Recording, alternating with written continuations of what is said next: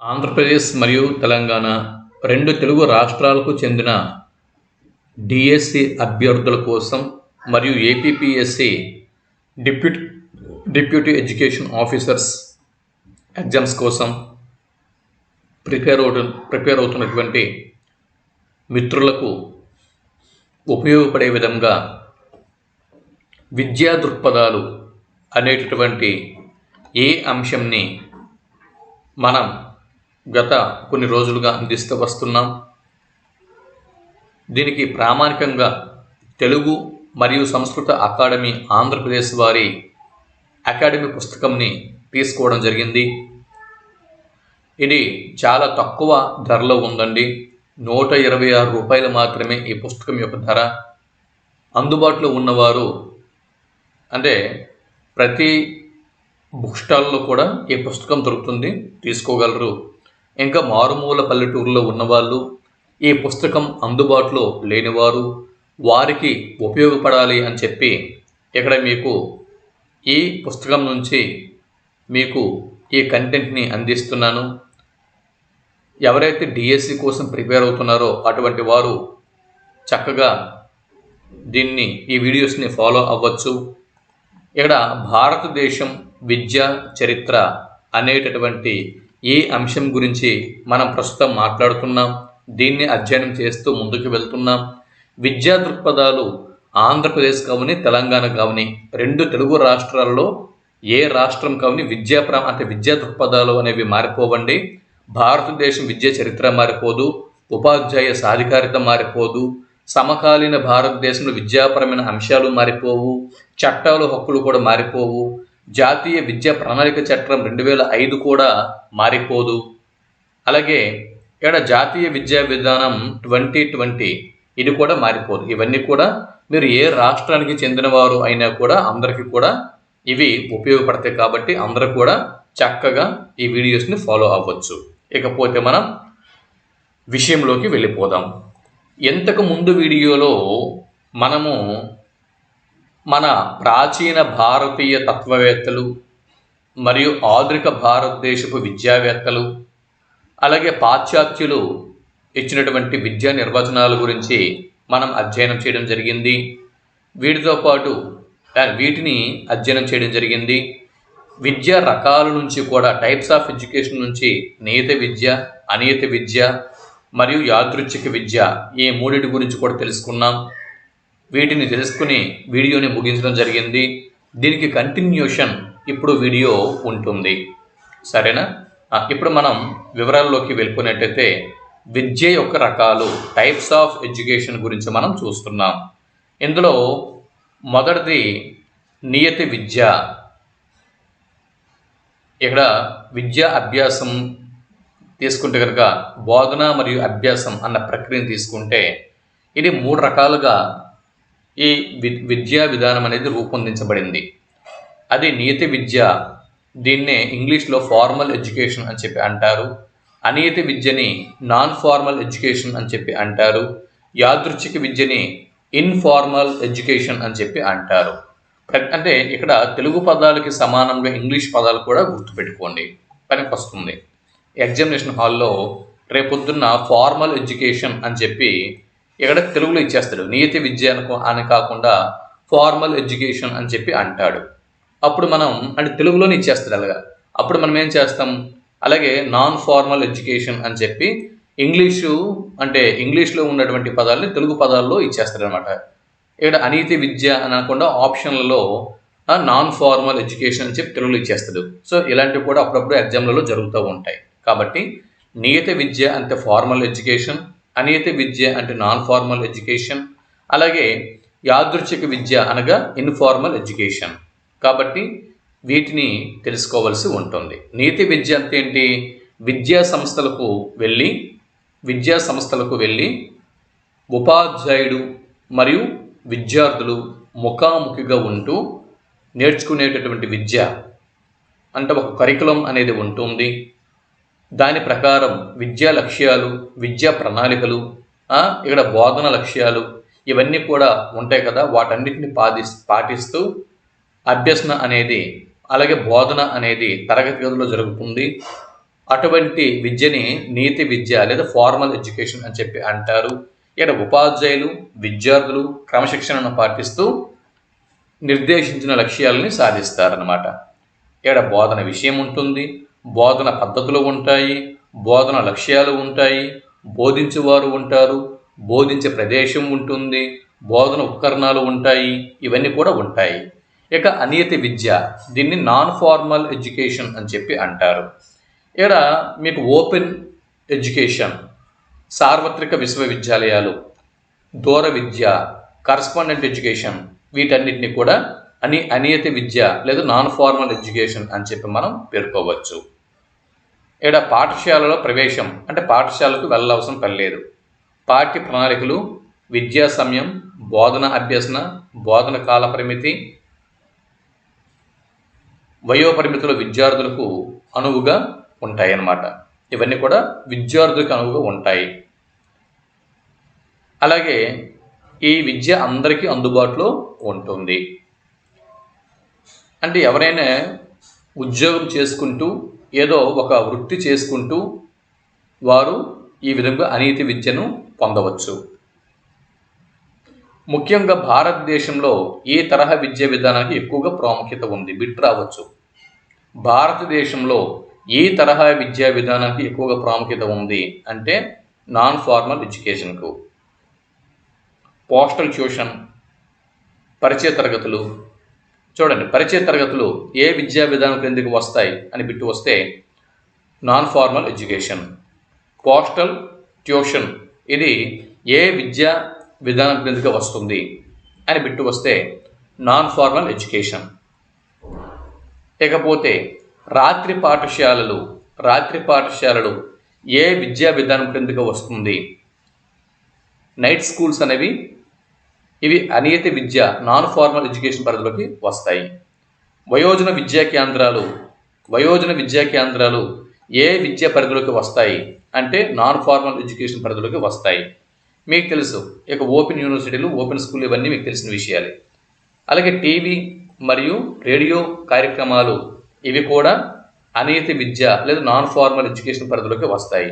Summer classes వేసవి తరగతులు ఏ విద్య క్రిందికి వస్తాయి అని బిట్టు వస్తే అనియతి విద్య నాన్ ఫార్మల్ ఎడ్యుకేషన్ పరిధిలోకి వస్తాయి. ఓకే, ఇప్పుడు అలాగే యాదృచ్ఛిక విద్య దీన్ని ఒకసారి మనం పరిశీలన చేద్దాం. ఇక్కడ సామాజిక సంస్థలైనటువంటి కుటుంబము, గ్రంథాలయాలు, సినిమాలు, టీవీ మొదలైన మాధ్యమాల ద్వారా నేర్చుకునే విద్యని ఏమంటారు అని బిట్టు వస్తే దీని యాదృచ్ఛిక విద్య లేదా ఇన్ఫార్మల్ ఎడ్యుకేషన్ అని చెప్పి అంటారు. ఇకపోతే వ్యక్తి కుటుంబంలోను సంఘంలోను ఆయా నిర్ణయాలకు అనుగుణంగా జీవిస్తూ తనకు తెలియకుండానే సహజ పద్ధతుల మరియు అనుభవాల ద్వారా తన ప్రవర్తనను సరిదిద్దుకునే విద్యను ఏమంటారు అని బిట్టు వస్తే యాదృచ్ఛిక విద్య అంటారు అని జవాబు గుర్తించాల్సి ఉంటుంది. ఇక మరొక వర్గీకరణ, విద్యని మరొక 2 రకాలుగా వర్గీకరణ చేశారు.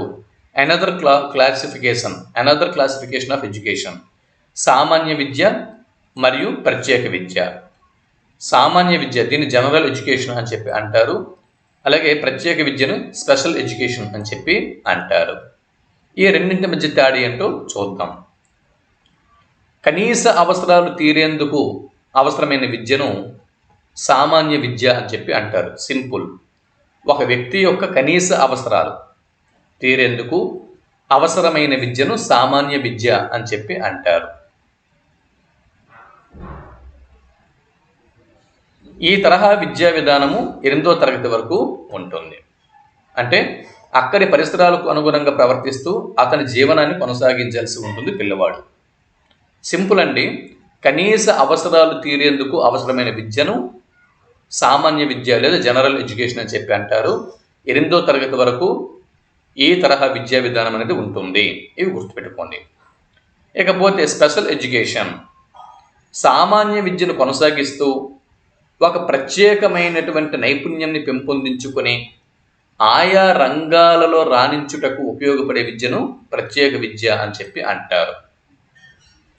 సామాన్య విద్యను కొనసాగిస్తూ ఒక ప్రత్యేకమైన నైపుణ్యంని పెంపొందించుకొని ఆయా రంగాలలో రాణించుటకు ఉపయోగపడే విద్యను ఏమంటారు అంటే ప్రత్యేక విద్య అంటారు.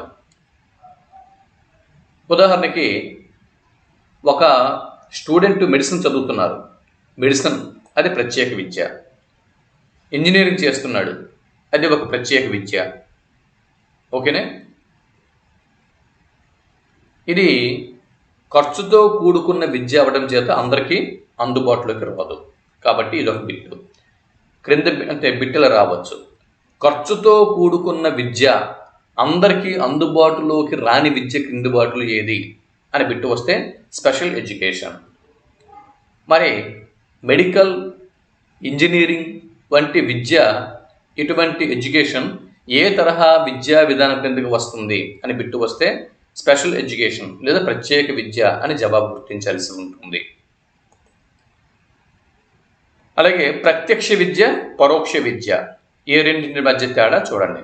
Direct education, indirect education. దీన్ని ప్రత్యక్ష విద్య, నీతి విద్యనే, ఫార్మల్ ఎడ్యుకేషన్నే డైరెక్ట్ ఎడ్యుకేషన్ అని చెప్పి అంటారు. ఓకే. ప్రత్యక్ష విద్యలో ఎలాంటి అవకాశాలు ఉంటాయో అంటే ఫార్మల్ ఎడ్యుకేషన్లో, నీతి విద్యలో ఎలాంటి అవకాశాలు ఉంటాయో ఇక్కడ కూడా అదే విధమైన విద్యా అవకాశాలు ఉంటాయి. ఇక పరోక్ష విద్య, నాన్ ఫార్మల్, ఇన్ఫార్మల్ ఎడ్యుకేషన్ అంటే దూర విద్య, అనీతి విద్య మరియు యాదృచ్ఛిక విద్య, ఈ రెండు కూడా పరోక్ష విద్యా విధానం కిందకి వస్తాయి అన్నమాట. అలాగే మరొక వర్గీకరణ వ్యక్తిగత విద్య, సామూహిక విద్య. Individual education, collective education. సామూహిక విద్యని ఇంగ్లీష్లో కలెక్టివ్ ఎడ్యుకేషన్ అని చెప్పి అంటారు. ఆధునిక మనస్తత్వవేత్తల దృష్టిలో వ్యక్తిగత విద్య అనేది విద్యార్థి యొక్క వ్యక్తిగత తారతమ్యాలను బట్టి ఒక ప్రత్యేక బోధనా పద్ధతి ద్వారా మానసిక వైకల్యాలను అధిగమించడానికి ఇచ్చే తర్ఫీదు. బిట్టు మనకు రావచ్చు. ఒక ప్రత్యేక బోధనా పద్ధతి ద్వారా మానసిక వైకల్యాలను అధిగమించడానికి ఇచ్చే తర్ఫీదుని ఏమంటారు? దీన్ని ఇండివిజువల్ ఎడ్యుకేషన్ అని చెప్పి అంటారు. ఉదాహరణకి కిండర్ గార్టెన్, మాంటిస్సోరీ మరియు ప్రాజెక్టు పద్ధతి, ఇవన్నీ కూడా ఇండివిజువల్ ఎడ్యుకేషన్ పరిధిలోకి వస్తాయి. అలాగే సామూహిక విద్య, ఒక సమూహం మొత్తానికి సంబంధించిన పిల్లలకు ఒకేసారి అందించే విద్యను సామూహిక విద్య అని చెప్పి అంటారు. ఇది కూడా నీతి విద్యా విధానం లాగే ఉంటుంది. ఇక్కడ వ్యక్తిగత విద్య, ఇండివిజువల్ ఎడ్యుకేషన్ గురించి చూడండి. ఇక్కడ చూడండి, విద్యార్థి యొక్క వ్యక్తిగత తారతమ్యాలను బట్టి ఒక ప్రత్యేక బోధనా పద్ధతి ద్వారా మానసిక వైకల్యాలను అధిగమించడానికి ఇచ్చే విద్య క్రింది వాటిలో ఏది అంటే ఇండివిజువల్ ఎడ్యుకేషన్ లేదా వ్యక్తిగత విద్య. కిండర్ గార్టెన్, మాంటిస్సోరీ మరియు ప్రాజెక్ట్ పద్ధతి. వ్యక్తిగత విద్యకు ఉదాహరణ క్రింది వాటిలో గుర్తించండి అని బిట్టు రావచ్చు. కిండర్ గార్టెన్, మాంటిస్సోరీ మరియు ప్రాజెక్ట్ పద్ధతి, ఇవి వ్యక్తిగత విద్య లేదా ఇండివిజువల్ ఎడ్యుకేషన్కి ఉదాహరణ. మరొక వర్గీకరణ చేతన విద్య, చేతన విద్య అలాగే అచేతన విద్య. చేతన విద్య, అచేతన విద్య. చేతన విద్యని కాన్షియస్ ఎడ్యుకేషన్ అని చెప్పి అంటారు. అచేతన విద్యని అన్కాన్షియస్ ఎడ్యుకేషన్ అని చెప్పి అంటారు. అంటే ఒక విషయం మీద పూర్తి జ్ఞానాన్ని, దాని లక్ష్యాలను సాధించేటట్లు విషయ అవగాహన చేసే విద్యా విధానాన్ని చేతన విద్య అని చెప్పి అంటారు. ఉదాహరణకి కళాశాల విద్య. కళాశాల విద్య అంటే క్రింది వాటిలో చేతన విద్య అని దేన్ని పేర్కొంటారు అని బిట్టు వస్తే కళాశాల విద్య ఒక విషయం మీద పూర్తి జ్ఞానాన్ని, దాని లక్ష్యాలను సాధించేటట్లు విషయ అవగాహన చేసే విద్యా విధానాన్ని ఏమంటారు అని బిట్టు వస్తే చేతన విద్య అంటారు అని జవాబు గుర్తించాల్సి ఉంటుంది. చేతన విద్యకి ఉదాహరణ క్రింద వాటిలో గుర్తించండి అని పెట్టించి ఉదాహరణలు కళాశాల విద్య అని ఉంటే దాన్ని మనం సరైన జవాబుగా గుర్తించాల్సి ఉంటుంది. అచేతన విద్య, అన్కాన్షియస్ ఎడ్యుకేషన్. పరిసరాలు ఎంత అనుకూలంగా ఉన్నప్పటికీ ఒక్కొక్కసారి విద్యార్థి అన్ని విషయాలను అవగాహన చేసుకోలేడు. దానికి అనేక కారణాలు ఉండవచ్చు. పిల్లవాణిని అర్థం చేసుకునే క్రమంలో కొన్ని అవరోధాలు ఉండవచ్చు. ఈ తరహా అచేతన స్థితిలో పిల్లవాడు ఉన్నప్పుడు విద్యను ఎలా అందించాలి అనేది అక్కడి పరిస్థితులను బట్టి ఉంటుంది. ఈ తరహా విద్య యాదృచ్ఛిక విద్య తరహాలోనే ఉంటుంది. ఇక్కడ చేతన విద్య, కాన్షియస్ ఎడ్యుకేషన్ గురించి గుర్తుపెట్టుకోండి.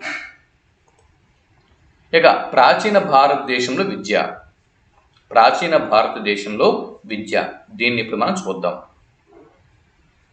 భారతీయ విద్య గురించి అధ్యయనం చేసే ముందు భారతదేశం గురించి తెలుసుకోవడం అవసరం.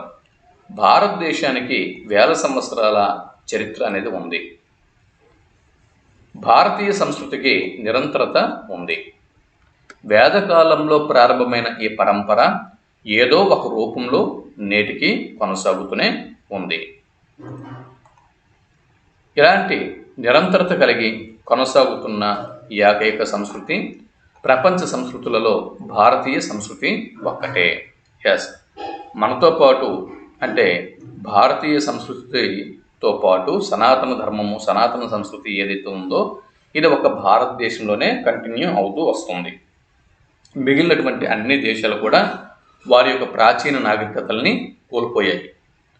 మెసపటోమియా, అలాగే పర్షియన్, ఈజిప్షియన్, ఇరానియన్, అదే తర్వాత ఇటువంటి నాగరికతలు, ఎన్నో నాగరికతలు వెలిసాయి భారతదేశంతో పాటు.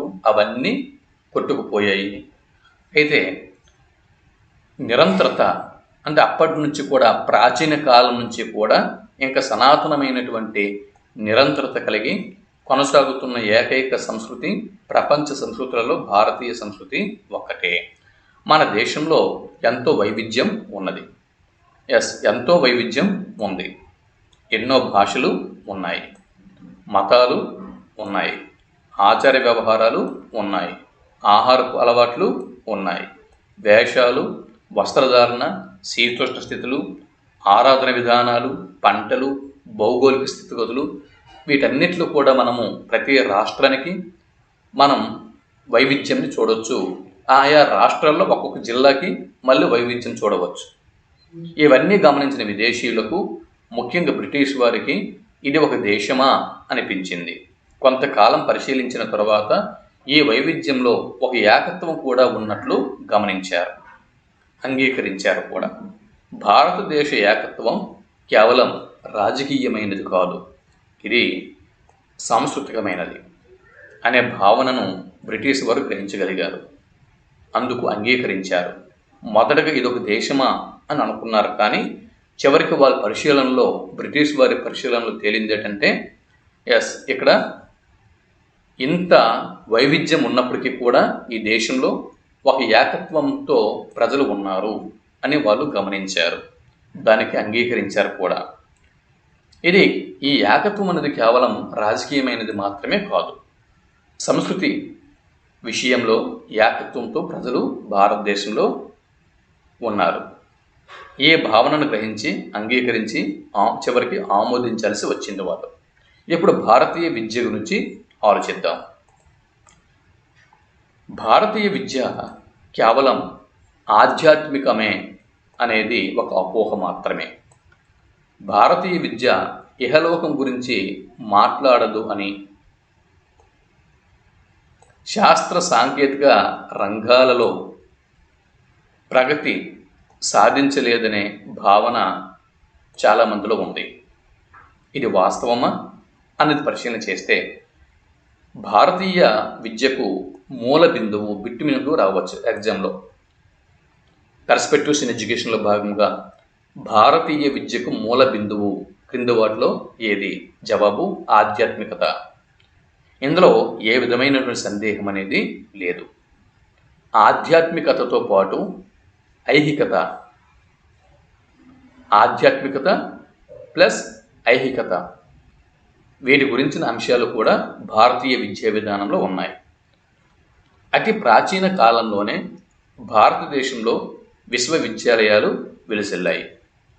ప్రపంచంలో మొట్టమొదటి విశ్వవిద్యాలయం తక్షశిలలో కొన్ని వేల మంది విద్యార్థులు, ఆచార్యులు ఉండేవారు. చూడండి, ఇది మనం భారతీయులుగా మనం గర్వపడవచ్చు.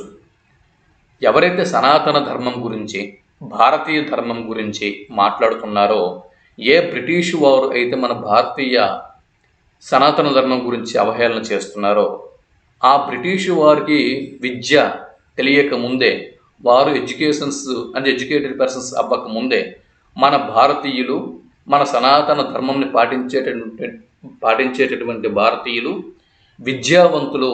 అంతేకాదు, ప్రపంచానికి విద్యను, జ్ఞాన భిక్షను పెట్టిన తొలి దేశం భారతదేశం. ఈ విషయం ప్రతి ఒక్కరు కూడా గుర్తుంచుకొని భారతదేశంని, సనాతన ధర్మంని విమర్శించాల్సి ఉంటుంది. ప్రపంచంలో మొట్టమొదటి విశ్వవిద్యాలయం తక్షశిలలో కొన్ని వేల మంది విద్యార్థులు, ఆచార్యులు ఉండేవారు. ఆచార్య చాణక్యుడు అక్కడ ఆచార్యుడిగా పనిచేసేవారు. అలాగే విద్యారంగంలోని వివిధ భాగాలలో భారతదేశం ప్రపంచానికి తన ప్రతిభను చాటింది. ప్రపంచంలోనే గొప్ప వ్యాకరణవేత్త పాణిని తక్షశిలలో ఆచార్యుడు, జీవకుడు అనే గొప్ప వైద్యుడు ఇక్కడ ఆచార్యుడిగా ఉండేవాడు. ఇకపోతే చూడండి, ప్రపంచంలో మొట్టమొదటి వైద్య శాస్త్రం ఆయుర్వేదం. ఇది మన భారతీయుడిది. ఇది అంటే మెడిసిన్ వైద్యంని ప్రపంచానికి మొట్టమొదట పరిచయం చేసిన దేశం భారతదేశం అనే విషయం మనం ఇక్కడ గుర్తుపెట్టుకోవాలి. దట్ ఈజ్ సనాతన ధర్మ. ఇక్కడ భారతీయ తత్వశాస్త్రం అతి ప్రాచీనమైనది, వేల సంవత్సరాల చరిత్ర కలిగినది. ఇన్ని వేల సంవత్సరాలలో అనేక మంది ఋషులు, మునులు తపస్సు కారణంగా ఆవిర్భవించిందే భారతీయ తత్వం. ఋషులు, మునులు తపస్సు కారణంగా ఆవిర్భవించినదే భారతీయ తత్వం. ఇదొక బిట్టు. చూడండి, ఈ బ్రిటిష్ వాడు భూమి గుండ్రంగా తిరుగుతుంది అని వాడు కనిపెట్టి చెప్పడానికి, అంటే సైంటిఫికల్గా ప్రూవ్ చేయడానికి ముందే మన భారతీయులు అసలు ఆకాశం మీదకి వెళ్లకుండానే, అంతరిక్షంలోకి వెళ్లకుండానే ఒక చెట్టు కింద అడవిలో తపస్సు చేసుకుంటూ భూమి గుండ్రంగా ఉంది, సూర్యుని చుట్టూ తిరుగుతుంది, తన చుట్టూ తను తిరుగుతుంది అనే విషయంని ఆర్యభట్ట ప్రపంచానికి చెప్పాడు. మనం గొప్ప, వాళ్ళు గొప్ప. అది చూడండి ఒకసారి. అది ఇక్కడ అంటే మన సనాతన ధర్మవేత్తలు మన భారతీయులు చెప్పినటువంటి సిద్ధాంతాలు వాళ్ళు ప్రూవ్ చేశారు అంతే, తప్పించి వాళ్ళు కొత్తగా కనుక్కున్నది ఏమి లేదు. మన వాళ్ళు ఒక విషయం కనిపెడితే అది నిజమా కాదా అన్నది మాత్రమే బ్రిటిష్ వారు ప్రూవ్ చేయగలిగారు అంతే. దీనినే సంస్కృతంలో దర్శనం అని చెప్పి అంటారు. ఈ భారతీయ తత్వం అంటే ఋషులు, మునులు అంటే వీళ్ళు ఏం చేశారు? వీళ్ళు ఈ బ్రిటిష్ వాళ్ళు మన యొక్క తత్వంని వాళ్ళు పరిశీలనలు చేశారు. మనము ఎప్పుడో ప్రపంచానికి జ్ఞానాన్ని అందించేశాం, భారతీయులం అందించేశాం. ప్రపంచంలో అత్యంత తెలివైన వాళ్ళు భారతీయులు. మన సనాతన ధర్మం అత్యంత తెలివైనటువంటి ధర్మం, ఇది ఎటువంటి సందేహం లేదు. ఇంకేమైనా పొరపచ్చులు ఉంటే వాటిని మీరు తొలగించుకోండి. ఇక్కడ చూడండి, ఋషులు, మునులు తపస్సు కారణంగా అంటే తపస్సు చేసి ఒక భారతీయ తత్వంని వీరు ఇంప్రూవ్ చేశారు, భారతీయ తత్వంని అభివృద్ధి చేశారు. ఈ భారతీయ తత్వంనే దర్శనం అని చెప్పి సంస్కృతంలో అన్నారు. Note this point. దర్శన్ అంటే దర్శించేది. వీళ్ళు ఎలా దర్శించారు? విమానాల మీద వెళ్ళి దర్శించలేదు, రాకెట్ల మీద వెళ్ళి దర్శించలేదు, ఉపగ్రహాలు ప్రయోగించి దర్శించలేదు, మనోనేత్రంతో దర్శించారు. దీనినే వేదాంతము అని కూడా అంటారు. అంటే వేదంలో చెప్పబడిన విషయాలు అనుభవపూర్వకంగా నిర్ధారణ చేసుకొని, అంటే మన వేదాలు ఇవన్నీ కూడా ఎప్పుడో రూఢి చేసేసాయి. ప్రపంచంలో మొట్టమొదట వీటన్నిటిని రూఢి చేసినవి వేదాలు. ఈ వేదాలు ఏవైతే ఉన్నాయో ఈ వేదాల్లో చెప్పిన విషయాల్ని అనుభవపూర్వకంగా నిర్ధారణ చేసుకోవడమే వేదాంతం అంతే. నిర్ధారణ చేసుకొని వాటిని భావాతీత స్థితిలో దర్శించడమే దర్శనం. దీనినే ఆత్మ సాక్షాత్కారమని, ఆత్మ దర్శనమని అంటారు. దీనినే ఆత్మ సాక్షాత్కారం అని, ఆత్మ దర్శనము అని చెప్పి అంటారు. చూసారా? ఆత్మ సాక్షాత్కారం వల్ల అవిద్యా బంధాలు నశించి బ్రహ్మ దర్శనమవుతుందని నిర్ధారించారు, అనుభూతి చెందారు. జీవిత లక్ష్యం, విద్యా లక్ష్యం భిన్నమైనవి కావు. జీవిత లక్ష్యము, విద్యా లక్ష్యము భిన్నమైనవి కావు. జీవిత లక్ష్యాన్ని సాధించే సాధనమే విద్య. ఇదొక బిట్ అండి. జీవిత లక్ష్యాన్ని సాధించే సాధనమే విద్య. Note this point. ప్రతి దేశానికి ఒక లక్ష్యం ఉంటుంది. ప్రతి వ్యక్తికి తనదైన ఒక స్వభావం అనేది ఉంటుంది. కొందరికి ఆటలంటే ఇష్టం, కొందరికి సంగీతం అంటే ఇష్టం, కొందరికి సాహిత్యం అంటే ఇష్టం, కొందరికి గణితం అంటే ఇష్టం. అదేవిధంగా ప్రతి జాతికి ఒక జాతీయ స్వభావం అనేది ఉంటుంది. ఇకపోతే భారత స్వభావం, ఆధ్యాత్మికత. మనసుకు రెండు రకాలైన వ్యాపకాలు ఉంటాయి. మన మనసు ఏదైతే ఉందో ఈ మనసుకు రెండు రకాలైన వ్యాపకాలు అనేవి ఉంటాయి. అవి బాహ్య దృష్టి మరియు అంతర్దృష్టి. అంటే మన భారతీయ సనాతన ధర్మవేత్తలు మన భారతదేశం యొక్క విజ్ఞానం అంతర్దృష్టితో రూపొందించబడింది. అంతర్దృష్టితో రూపొందించబడినటువంటి ఈ సిద్ధాంతాలని ఇప్పుడు ఉన్నటువంటి ఈ ఆధునిక శాస్త్రవేత్తలు బాహ్య దృష్టితో ప్రూవ్ చేస్తున్నారు. అంతే తేడా. మనసును మన చుట్టూ ఉండే వివిధ అంశాలపై ప్రసరింపచేసి, పరిశీలించి, విశ్లేషించి, అధ్యయనం చేసి జ్ఞానాన్ని పొందవచ్చు. ఈ ప్రక్రియ వల్ల అనేక భౌతిక శాస్త్రాల ఆవిష్కరణ జరిగింది. ఈ ప్రక్రియ వల్లనే అంటే ఫిజిక్స్, భౌతిక శాస్త్రాల ఆవిష్కరణకు ప్రధానమైనటువంటి అంశము మనస్సు. ఆ మనోనేత్రంతో దర్శించిన వారు మన భారతీయ శాస్త్రవేత్తలు. ఇవే గణితం, వైద్య శాస్త్రం, భౌతిక శాస్త్రం, ఇంజనీరింగ్, వ్యవసాయం, సాహిత్యం, సంగీతం. ఇవన్నీ కూడా ప్రాచీన భారతదేశం సనాతన ధర్మం ప్రపంచానికి ఎప్పుడో పరిచయం చేసింది. ఇంద్రియాతీతమైన ఒక స్థితి ఉన్నదని, ఆ స్థితి శాశ్వతమైనదని, ఈ స్థితిలో పొందే ఆనందం ఇంద్రియాల ద్వారా పొందే ఆనందం కంటే ఎంతో గొప్పదని నిర్ధారించారు. ఇంద్రియాల ద్వారా పొందే జ్ఞానం తాత్కాలిక సుఖంని ఇస్తుందని, ఇంద్రియాతీతమైన జ్ఞానం శాశ్వత ఆనందాన్ని ఇస్తుందని అనుభూతి చెంది వీరు చెప్పడం జరిగింది. ఇంద్రియ గోచరమైన ప్రత్యక్ష జ్ఞానం కంటే అంతర్దృష్టి వల్ల కలిగే జ్ఞానం చాలా గొప్పది. అంతర్దృష్టి వల్ల కలిగే జ్ఞానం చాలా గొప్పది అని భారతీయ దర్శనాలు నొక్కి వక్కానించాయి. భౌతిక ప్రపంచాన్ని గురించి మనం తెలుసుకునేదంతా మానసిక ప్రపంచంలోనే ఉంటుంది. ఈ ప్రపంచంలో ఒక క్రమం ఉంది. అది భౌతిక సూత్రాలకే కాక నైతిక, ఆధ్యాత్మిక సూత్రాలకు కూడా లోబడి ఉంటుంది. ఎలాగైతే భౌతిక ప్రపంచాన్ని పరిశీలించడానికి కొన్ని సూత్రాలు, ప్రయోగాలు, పద్ధతులు ఉన్నాయో, అలాగే అంతరంగిక మనో ప్రపంచాన్ని అధ్యయనం చేయడానికి కొన్ని సూత్రాలు, పద్ధతులు కూడా ఉన్నాయి. ఈ పద్ధతులను ఉపయోగించి అంతరంగిక ప్రపంచం యొక్క లోతుల్లోనికి వెళ్ళి ఆయా సూత్రాలను ఈ ద్రష్టలు, ఋషులు, మునులు ఆవిష్కరించారు. వారు ఇంకో విషయం కూడా చెప్పారు. వారు ఏ స్థితిని చేరారో అదే స్థితిని ఎవరైనా చేరవచ్చు.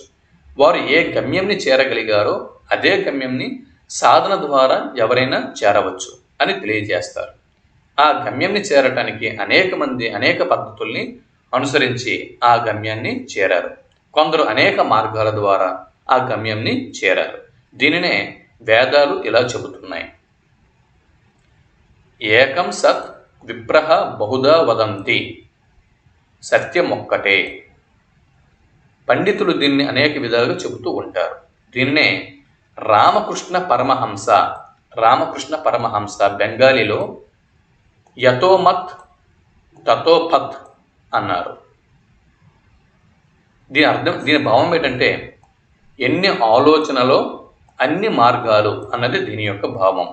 ఈ గమ్యంని చేరే మార్గాలను అన్వేషించి నిర్ధారించిన వారే భారతీయ తత్వవేత్తలు, దర్శనకారులు. ఋషులు, మునులు ఆధ్యాత్మికవేత్తలు. దీనినే సంక్షిప్తంగా 4 మార్గాలుగా వర్గీకరించవచ్చు. అవి భక్తి, జ్ఞాన, కర్మ, రాజయోగ మార్గాలు. 4 మార్గాలు. మన భారతీయ ఋషులు ప్రవచించిన 4 మార్గాలు ఏవి అని బిట్టు వస్తే అవి భక్తి, జ్ఞాన, కర్మ, రాజయోగ మార్గాలు. ఈ 4 మార్గాల్ని మన సనాతన భారతీయ శాస్త్రవేత్తలు ప్రవచించినటువంటి 4 మార్గాలు. ఈ ప్రపంచం అంతా దుఃఖమయమని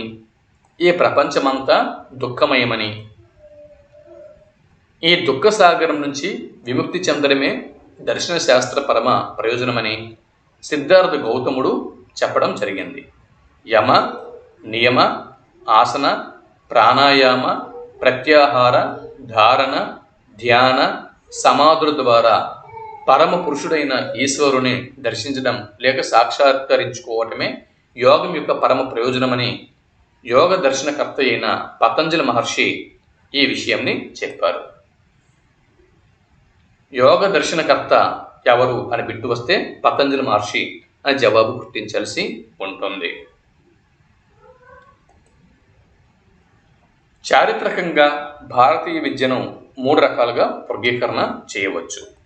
చారిత్రకంగా భారతీయ విద్యని 3 కాలాలుగా వర్గీకరణ చేయవచ్చు. ప్రాచీన యుగంలోని విద్యా విధానం, మధ్యయుగంలోని విద్యా విధానం, ఆధునిక యుగంలోని విద్యా విధానం.